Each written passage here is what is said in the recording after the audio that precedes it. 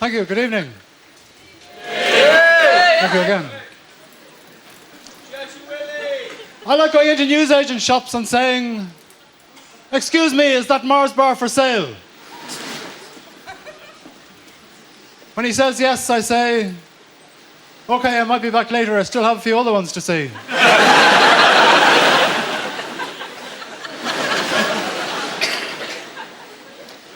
I like ringing up bookshops.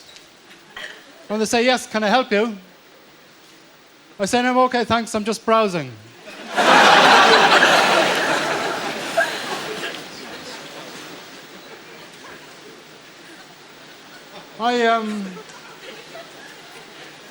I originally come from a place called Blarnagosha.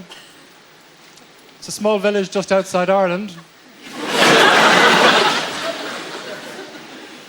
I remember family evenings around the fire, my father fretting about the coming harvest, my mother consoling him because he was a chartered accountant who didn't have to worry about that sort of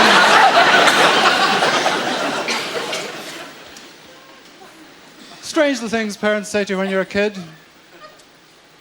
I used to hate when my grandfather came to visit us.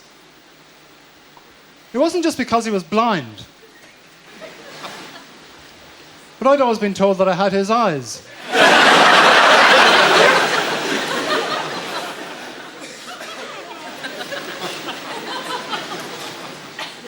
I remember when my grandfather died. He actually died in his rocking chair. I was only a kid at the time.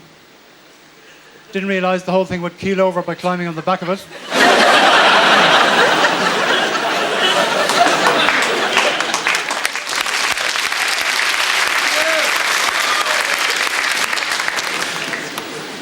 Anyway, after my grandfather died, my grandmother came to live with us, which didn't really make any sense because she was married to my other grandfather who's still alive.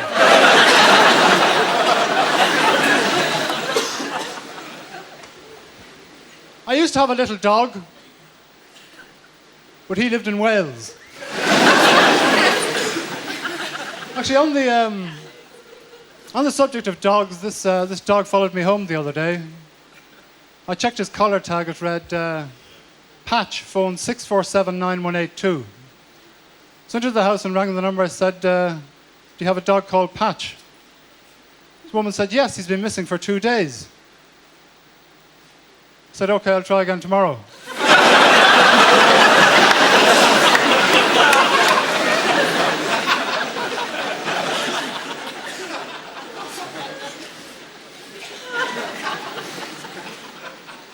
I've just come back from a long holiday. I went around the world. It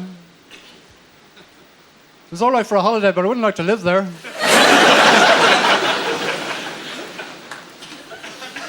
I had a spot of trouble while I was in Spain. My wallet was stolen. Some Spaniard was caught the next day trying to buy stereo equipment with my kidney donor card.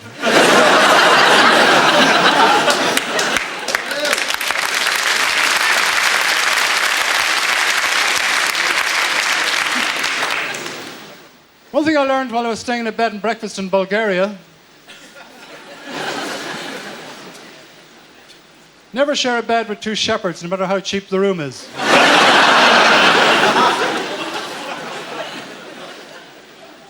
Sometimes it's hard to figure out what life is all about. Whatever happened to Kajagoogoo?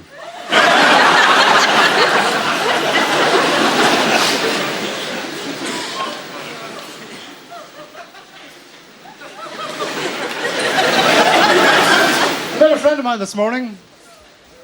He said, "Did you notice the heavy fog last night?" I said, "No, nothing wakes me."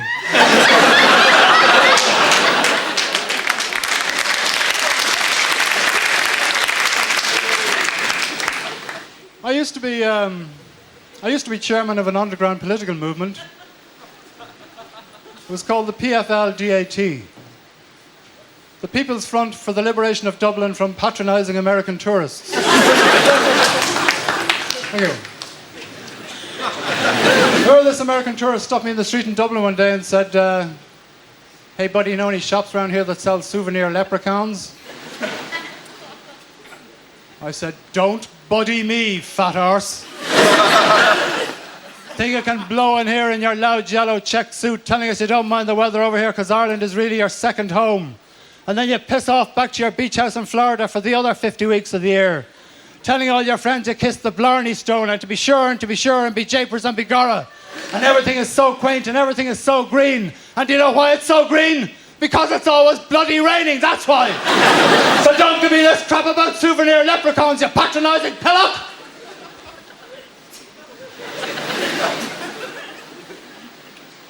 No, I didn't really. I said to the shop just round the corner. You can't miss it.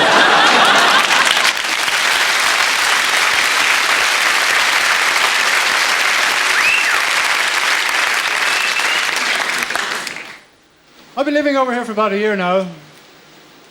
There's one thing I noticed you have in England, which we haven't got in Ireland. Birmingham. Thank you very much. Good night.